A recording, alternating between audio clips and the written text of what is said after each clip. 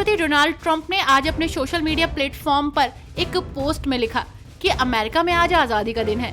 वो अमेरिकी समय के अनुसार शाम 4 बजे व्हाइट हाउस के रोज गार्डन में अपने कैबिनेट सदस्यों के साथ टैरिफ की घोषणा करने वाले हैं। कांग्रेस सांसद केसी वेणुगोपाल ने वक्फ विधेयक 2025 का कड़ा विरोध किया है। उन्होंने आरोप लगाया है कि ये विधेयक भाजपा का छिपा हुआ एजेंडा है, जिसका उद्देश्य देश को धार्मिक आधार पर बांटना है। वेणुगोपाल ने सरकार से किसानों की मांगों और युवाओं के रोजगार के मुद्दों पर ध्यान देने का आग्रह किया है। उन्होंने कहा कि सरकार का एकमात्र एजेंडा धार्मिक आधार पर देश का विभाजन करना है।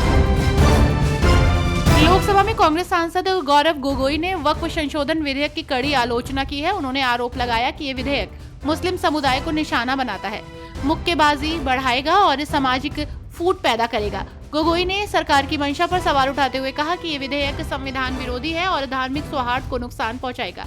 उन्होंने ईद के दौरान नमाज पर प्रतिबंधों का भी उल्लेख किया।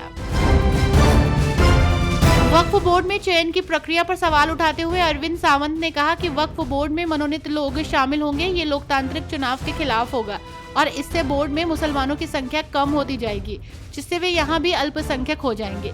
आप इसे हमारे हिंदू मंदिर बोर्ड, ईसाई और सिख ट्रस्टों तक भी बढ़ा सकते हैं। हम शिवसेना इसकी इजाजत नहीं देंगे। तेलंगाना में 7 विधायकों के कांग्रेस में शामिल होने के बाद बीआरएस ने उनकी अयोग्यता की मांग करते हुए सुप्रीम कोर्ट में याचिका दायर की है। तो वहीं मामले को लेकर सुप्रीम कोर्ट में आज सुनवाई हुई, जहां मुख्यमंत्री के बयान पर कोर्ट ने कड़ी आपत्ति जताई। सुप्रीम कोर्ट ने इस मामले में स्पीकर के वकील को मुख्यमंत्री को चेतावनी देने को कहा है। पंजाब के मुख्यमंत्री भगवंत मान ने युद्ध नश्याम विरुद्धम अभियान के तौर पर लुधियाना में एक विशाल शपथ ग्रहण समारोह का नेतृत्व किया। इस कार्यक्रम में हजारों एनसीसी, एनएसएस और स्कूली छात्रों की उत्साहपूर्ण भागीदारी देखी गई। नशीली दवाओं के दुरुपयोग को खत्म करने के प्रति पंजाब के युवाओं में जबरदस्त उत्साह देखा गया। यहाँ सीएम भगवंत मान ने नशीली दवाओं के खतरे पर गहरी चिंता व्यक्त की है।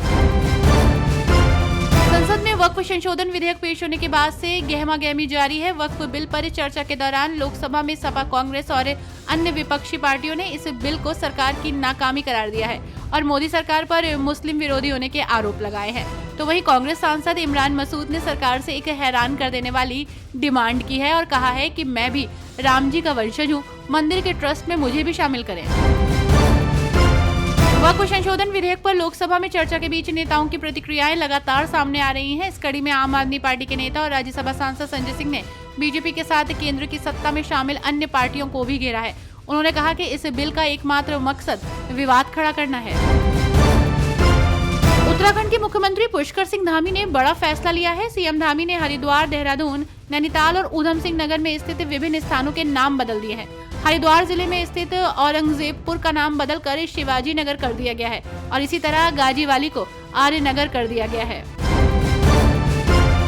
वक्फ संशोधन बिल लोकसभा में पेश हो गया है और अब इस पर चर्चा जारी है, लेकिन इसके साथ ही विपक्ष का विरोध प्रदर्शन भी जोरों पर है। इस कड़ी में ये झलकियां लोकसभा के बाहर से आ रही है, जहां कांग्रेस नेता इमरान प्रतापगढ़ी काले कपड़े पहनकर, माथे पर काली पट्टी बांधकर और हाथ में वक्फ बिल खारिज करो का बोर्ड लिए दिखाई दिए।